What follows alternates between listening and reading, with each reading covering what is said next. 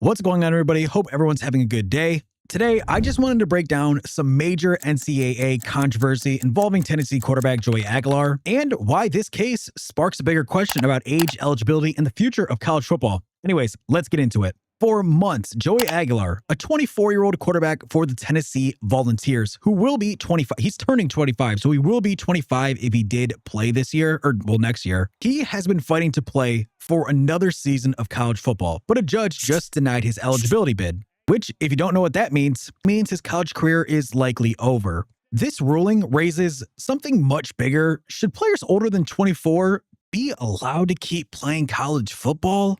Joey Aguilar's lawyers argued that his time playing in junior college ball shouldn't count against his NCAA eligibility, but a Tennessee judge ultimately ruled against him, citing fairness and existing NCAA rules. This pretty much just means Aguilar can't suit up for Tennessee in 2026. That decision also follows a broader pattern where other similar lawsuits are being denied.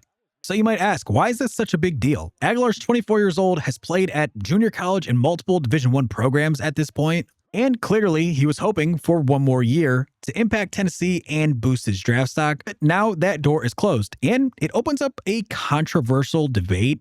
Here's where that really comes into question. Should players older than 24 be able to keep playing college football? Traditionally, NCAA eligibility clocks are designed for kids coming out of high school, late teens, or even like early 20s. But when you have someone like Joey Aguilar, someone who's approaching their mid-20s with multiple seasons played across multiple levels of college football, it creates fairness issues for incoming generation of talent. That's kind of my whole thing with a lot of these older kids just wanting to keep playing and just keep suing the NCAA, keep getting their eligibility, just keep getting eligibility granted by these judges, which is what I meant to say. But it is so unfair for the kids coming out of high school now, and they're having to compete against 24, 25, 26-year-olds is insane. This brings us to our next point, NIL, name, image, and likeness deals, which didn't exist just a few years ago.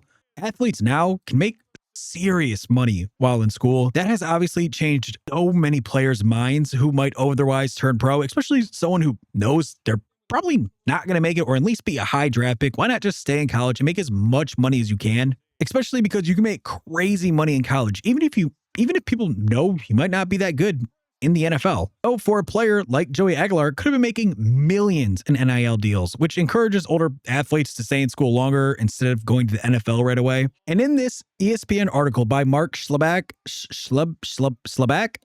I don't even know if I'm saying that right. I don't know how to say his name.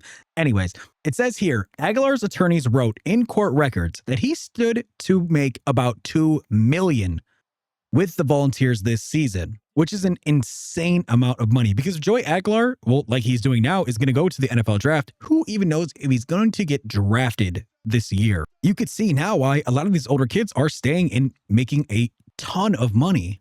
And if we go down this article just a little bit further, the latest ruling is a significant victory for the NCAA, which has faced several legal challenges to its eligibility rules. A judge in Mississippi ruled that last week that Ole Miss quarterback Trinidad Chambliss met the criteria to receive medical redshirt for his 6th season and is eligible to play for the Rebels this season. I totally get why Tennessee fans are definitely angry by this decision and maybe think it's unfair because Trinidad got eligibility. The only pushback with Trinidad Chambliss is he really was hurt, and also he wasn't in the 2019 draft class. He's a little bit older than Joey Aguilar. In any sense, though, he probably should be moving on to the NFL.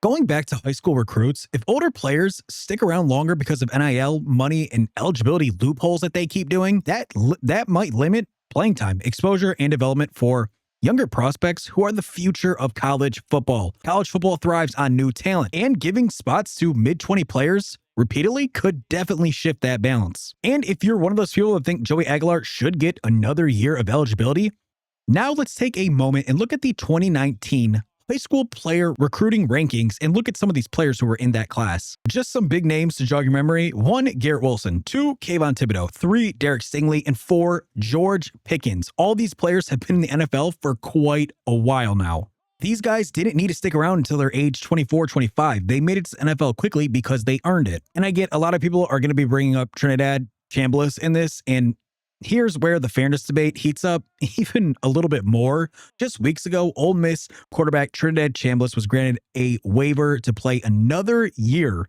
despite also being older and having eligibility questions. So why was Chambliss allowed to stay when Aguilar wasn't? For most Tennessee fans and players, they feel robbed, especially since Aguilar performed well and had a strong season. Compare that to Chambliss, and now you see why Tennessee's camp and their fans and players feel frustrated. So what's the real takeaway here from all of this? College football must balance opportunity and fairness. Younger players should get their shot. NIL is changing the landscape for better and for worse, and there needs to be rules, a lot of them. NCAA needs to fix a lot of this. And rules about age and eligibility definitely need an update. Let me know in the comments. I want to know what everyone else thinks. Do you think players over 24, 25 should be restricted from playing college football, or should they be allowed as long as eligibility rules are followed and they go to a judge and get an extra year of eligibility, as long as they're followed though? Anyways, if you guys did enjoy this video, make sure you like, comment, and subscribe, and I'll see you guys in the next one. Peace.